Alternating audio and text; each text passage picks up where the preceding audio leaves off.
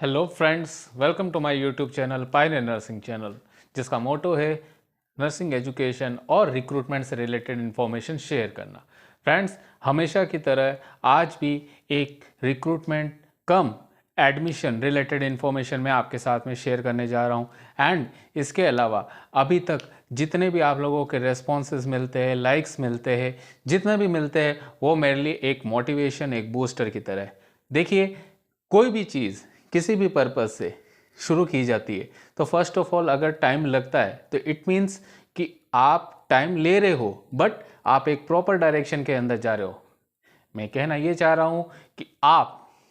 जैसे स्टडी करते हैं, ठीक है, और आपको शुरुआत में थोड़ी कम सक्सेस मिलती है, ठीक है। कम सक्सेस मीन्स आपका एक बार सिलेक्शन नहीं हुआ, दूसरी बार सिलेक्शन नहीं हुआ, तीसरी बार सिलेक्शन नहीं हुआ, तो आप इसका मतलब ये नहीं है कि हिम्मत हार के बैठ जाए, गिव अप कर दे, नहीं, नेवर गिव अप। देखिए, एक बार सिलेक्शन नहीं होने से मतलब ये निकलता है कि आप में अभी भी और एफर्ट लगाने की ज़रूरत है, आपको और ज़्यादा अच्छे तरीके से कोशिश करने की ज़रूरत है। कहते हैं कभी कोई गोल अगर अचीव नहीं होता है तो आपको गोल चेंज करने की ज़रूरत नहीं है, आपको उस गोल को, उस पर्टिकुलर गोल को अचीव करने के जो रास्ते वो चेंज कर लीजिए। कहने का मतलब ये है कि अगर आपको लग रहा है कि पढ़कर अगर आपको कोई पर्टिकुलर सब्जेक्ट है, कोई पर्टिकुलर टॉपिक है, वो याद नहीं हो रहा है, तो आप उसे लिखिए, ठीक है। भी आज आपने मेडिकल सर्जिकल नर्सिंग के अंदर कार्डियोवास्कुलर सिस्टम पढ़ लिया, गैस्ट्रोइंटेस्टाइनल सिस्टम पढ़ लिया, एंडोक्राइन सिस्टम पढ़ लिया, ओके, एक्स वाई जेड कोई भी आपने एक चैप्टर पढ़ लिया, तो उसको पढ़ लेने के बाद में, ठीक है, आपको अगर कहीं पे लगता है कि कोई इम्पोर्टेंट एक कंसेप्ट, एक इम्पोर्टेंट कोई की पॉइंट, एक इम्पोर्टेंट कोई डेफिनेशन या फिर कोई भी एक प्रोसीजर है, लाइक प्रायोरिटी नर्सिंग एक्शन से रिलेटेड बहुत सारे क्वेश्चंस हमारे में एमसीक्यू और सब्जेक्टिव बेस पे हमसे एग्जाम में पूछे जाते हैं। अगर वो आपसे पूछा जा रहा है या फिर आपके सामने वो ऐसा कोई क्वेश्चन आ जाता है, तो आपको उसको कैसे अटेंड करना है, तो उसकी प्रिपरेशन आप जब पढ़ते हैं ना, तो आप ऐसे जब ऐसा कोई भी इंपॉर्टेंट टॉपिक देख लेते हैं तो आप उसे लिख लीजिए। तो उसका फ़ायदा ये होगा कि नेक्स्ट टाइम जब भी आप बैठेंगे पढ़ने के लिए, ठीक है, तो आप जब नेक्स्ट टॉपिक पे या नेक्स्ट सब्जेक्ट पे या फिर नेक्स्ट किसी भी सिस्टम से रिलेटेड डिसऑर्डर या उस डिसऑर्डर या उस सिस्टम की मेडिकेशंस को आप रीड करने जाएंगे, समझने के लिए जाएंगे, दिमाग में फिर से एक नए सिरे से शुरुआत करने के बारे में प्लान करके बैठेंगे, तो उससे पहले आप उस पर्टिकुलर जो आपने प्रीवियसली पढ़ रखा है चैप्टर या फिर जो भी आपने क्वेश्चन आपने रीड कर रखे, तो उसको आप नट शेल में एक बार अपनी नोटबुक में देख लेंगे, अरे हाँ मैंने ये पढ़ा था, तो उससे आपको वो डबल टाइम मेमोराइज होगा। समझ रहे हैं आप बात को? इस तरीके से आप जब एक ही चीज़ को एक तो लिखते भी है और फिर उसको आप दो बार पढ़ते भी है, तो आपका रिवीजन साथ साथ होते ही जाता है। इसे हम अपनी भाषा में क्विक रिवीजन कहते हैं, ठीक है। और मैंने जब भी अपना कोई भी एग्जाम अटेंड किया है तो हमेशा यही फॉर्मूला अपनाया है कि जब भी कोई भी चीज़ मुझे जहाँ लगता है कि इम्पोर्टेंट है उसे मैं लिख लेता हूँ एज अ नोट्स, ठीक है। और जो मेरे स्टूडेंट्स हैं उनको भी मैं यही सजेशन देता हूँ कि आपको कभी भी कोई भी इंपॉर्टेंट चीज़ दिखती है तो उसे आप एज अ नोट्स अपने कॉपी के अंदर नोट करके रख लीजिए, ताकि जब आप पढ़ने बैठे तो नेक्स्ट टाइम आप उसे और अच्छे तरीके से बैठे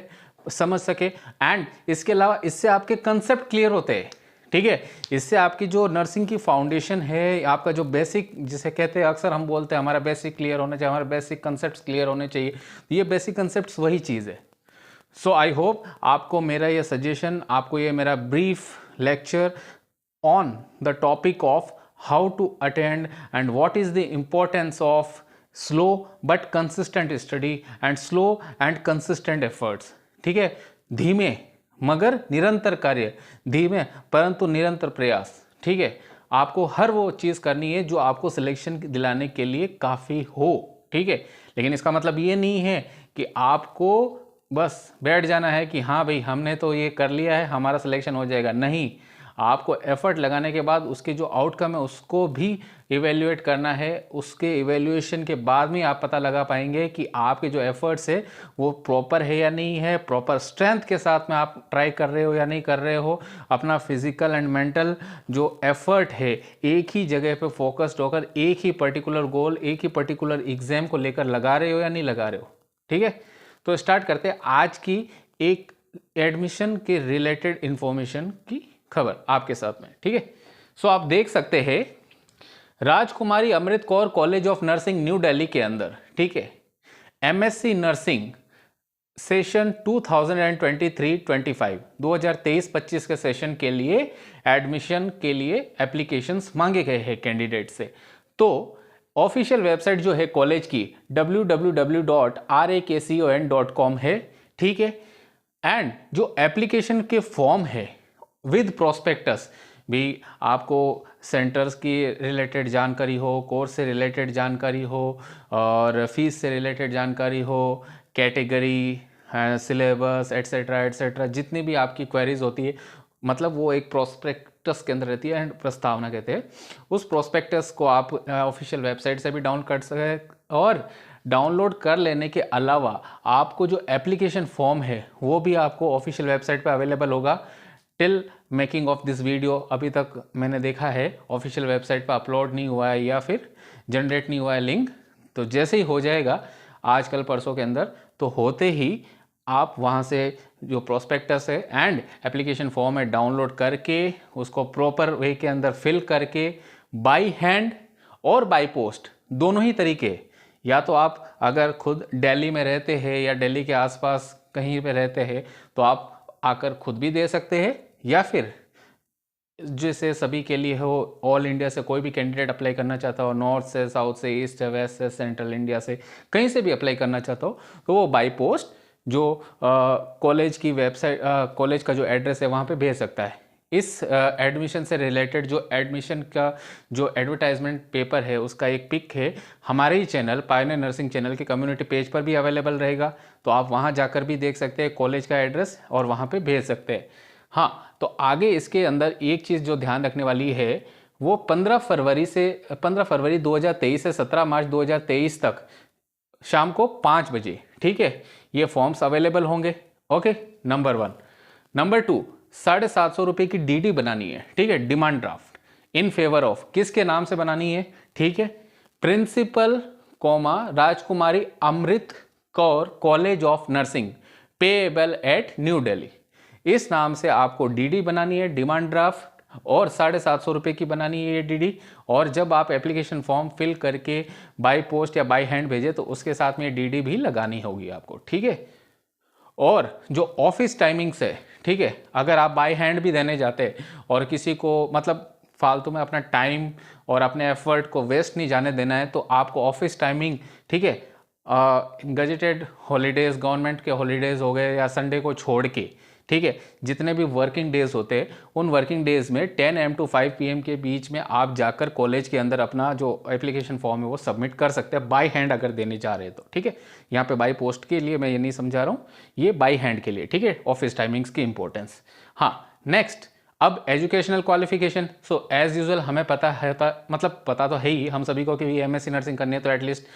एमएससी नर्सिंग तो बीएससी नर्सिंग तो होना ही चाहिए, बीएससी नर्सिंग ऑनर्स या इसके इक्विवेलेंट, ठीक है, डिग्री रिकग्नाइज्ड यूनिवर्सिटी से होनी चाहिए, ठीक है। बीएससी ऑनर्स अगर नर्सिंग यूनिवर्सिटी ऑफ दिल्ली, जैसा कि हम सभी को पता है, और अगर आपकी जानकारी है मैं ये भी बता देता हूँ कि ये जो Rajkumari Amrit Kaur college of nursing New Delhi है अफिलिएटेड है यूनिवर्सिटी ऑफ दिल्ली के साथ में। सो किसी कैंडिडेट ने अगर BSc honours nursing university of Delhi से या फिर डिग्री कोई भी मतलब बीएससी नर्सिंग या इक्विवेलेंट है वो रिकग्नाइज्ड यूनिवर्सिटी या कॉलेज से है, सो तो फर्स्ट ऑफ ऑल तो ये चाहिए रिक्वायरमेंट के अंदर। सेकंड इज 55% मार्क्स होने चाहिए, जो कॉलेज की आपकी डिग्री होती है एग्रीगेट मार्क्स वाली, उसके अंदर 55% मार्क्स होने चाहिए। एंड थर्ड वन इज आपके पास में बीएससी कर लेने के बाद में, बीएससी नर्सिंग कर लेने के बाद में एटलीस्ट 1 ईयर,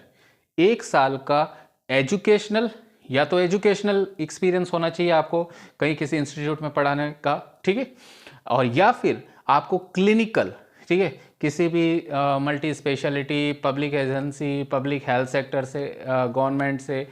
ठीक है, या फिर प्राइवेट हॉस्पिटल से, कहीं से भी, ठीक है, जो बड़े हॉस्पिटल्स हो, ठीक है, या किसी भी तरह का आपका हॉस्पिटल हो, सर्जिकल हो, मेडिसिनल हो, ठीक है, वहाँ से आपका 1 साल का एक्सपीरियंस होना चाहिए, कम से कम 1 साल का, ठीक है। और जो एग्ज़ाम की डेट है, अभी की जो टेंटेटिव एंड फिक्स डेट जो है वो है 30 अप्रैल 2023 सुबह 10 बजे, ठीक है। तो अभी तक की जो अपडेटेड इंफॉर्मेशन है रिगार्डिंग एमएससी नर्सिंग कोर्स की, राजकुमारी Amrit Kaur college of nursing की, वो ये है, जो जैसे कि अभी वीडियो के स्टार्ट में ही मैंने अभी बताया है, इस कोर्स से रिलेटेड इन्फॉर्मेशन जो है, लिंक जो है, ऑफिशियल एप्लीकेशन है, प्रोस्पेक्टस है, वो बहुत जल्द कॉलेज की वेबसाइट पर अपलोड हो जाएगा। बाकी इसकी जो एडवर्टाइजमेंट की पिक है हमारे चैनल के कम्युनिटी पेज पर जाकर भी आप देख सकते हो, और इसकी जो अभी तक की अपडेटेड एंड आपके लिए जो यूज़फुल इन्फॉर्मेशन है वो मैंने आपके साथ में शेयर की है यहाँ पर, ठीक है। किसी को भी कोई क्वेरी हो तो आप मुझे कमेंट करके पूछ सकते हैं। इसके अलावा अगर आप चाहें तो स्क्रीनशॉट भी ले सकते हैं। सो फ्रेंड्स, ये थी Rajkumari Amrit Kaur college of nursing New Delhi की एमएससी नर्सिंग कोर्स की एडमिशन की इन्फॉर्मेशन जो मैंने आपके साथ में शेयर की है। एंड इसके अलावा जो चीज़ मैं हमेशा आपको लोगों को कहता हूँ,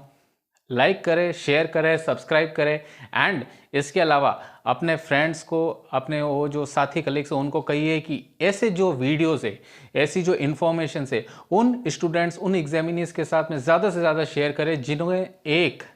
एक प्रॉपर एक्सपीरियंस बेस्ड, एक मतलब फैकल्टी की तरह आपको समझा सके, आपको फैकल्टी की तरह एक अच्छे से एक्सप्लेन कर सके, आपको गाइडेंस दे सके, आपके बारे में आपको बता सके कि पर्टिकुलर जो एक्सपीरियंस है क्लिनिकल फील्ड का और थ्योरेटिकल एक्सपीरियंस कितना होना चाहिए, आपको किस तरीके से स्टडी करनी है, आपको टेक्स्ट बुक्स हो गई, आपको कॉम्पिटिटिव गाइड्स हो गई, आपको क्लिनिकल के अंदर कहाँ पे किस तरीके से आपको कोई पर्टिकुलर प्रोसीजर करना है, ये सब चीज़ें जितनी भी आपको अपने मतलब साथी लोगों को समझाने में और आपके साथी लोगों को जितना समझने के अंदर आसानी होगी, ठीक है, वो मकसद मेरा इस चैनल के थ्रू मैं पूरा कर सकता हूँ। और आपको मैं यही चीज़ कहता हूँ कि आप भी स्टडी करिए, तो डेफिनेटली ये चीज़ हमेशा ध्यान में रखिए कि जो हम एफर्ट लगा रहे हैं वो हमें सबसे पहले हमें खुद को पता होना चाहिए कि हम जो कर रहे हैं, हम जो हमारे जो एफर्ट्स है, हम हमारी जो कोशिशें हैं, ठीक है, हम जो स्टडी कर रहे हैं डेफिनेटली वो फ्रूट गिविंग है या नहीं है, डेफिनेटली इतनी इफेक्टिव है या नहीं कि वो हमें सिलेक्शन दे सके। मतलब फर्स्ट ऑफ ऑल हमें खुद को ही कॉन्फिडेंस होना ज़रूरी है, ठीक है। अभी चाहे आरएमएल लखनऊ का एग्ज़ाम होने वाला है, उसकी तैयारी आप कर रहे हो, चाहे एसजीपीजीआई का लेटर ऑन होगा तब उसकी एग्ज़ाम की तैयारी कर रहे हो, ठीक है, राजस्थान सीएचओ के एग्ज़ाम की तैयारी कर रहे हो, किसी भी एग्ज़ाम की तैयारी कर रहे हो, आपको फर्स्ट ऑफ ऑल खुद से कंसिस्टेंटली एंड कॉन्फिडेंटली हर वो सब्जेक्ट की स्टडी करनी है जो आपको सिलेक्शन दिलवा सके, चाहे वो नर्सिंग का फील्ड से रिलेटेड कोई भी सब्जेक्ट हो या फिर आपका current affairs, reasoning, GK, computer, maths, English, Hindi, कोई भी आपका मतलब अदर पोर्शन जो हमारे एग्जाम्स के अंदर आजकल पूछे जाते हैं, आपको इफेक्टिवली पढ़ने हैं। एंड आपको ये चीज़ हमेशा ध्यान रखनी है कि आपको ऐसी कोई भी एक्सपीरियंस, आपको ऐसी कोई भी मतलब क्लिनिकल, आपको ऐसी कोई भी थ्योरी से रिलेटेड और या फिर आपको कोई भी ऐसी क्वेरी होती हो जो आपको स्टडी से रिलेटेड हो, ठीक है, आपको नर्सिंग से रिलेटेड हो, आप मुझे इस चैनल पे पूछ सकते हैं। डेफिनेटली मैं हमेशा आपको कोऑपरेट करूँगा। एंड बदले में एक ही चीज़ जो मैं हमेशा आपको कहता हूँ, लाइक करें, हमें बूस्टर मिलता है, हमें कॉन्फिडेंस मिलता है, हमें मोटिवेशन मिलता है। शेयर करें ताकि उन लोगों को ये हेल्प हो सके जिन लोगों को ज़रूरत है एक असिस्टेंस की, एक हेल्प की, एक गाइडेंस की, as like a master, as like a senior. Okay, and इसके अलावा सब्सक्राइब करने से तो बूस्टर मिलता ही है। डेफिनेटली हमें भी एनर्जाइज्ड फील होता है कि यस, हम जो एफर्ट लगा रहे हैं डेफिनेटली हमें और अच्छे तरीके से और बेटर वे के अंदर आपको वो सर्विस प्रोवाइड करनी है, आपको वो असिस्टेंस प्रोवाइड करनी है जो आपके लिए रिक्वायर्ड है। Take care, all the best.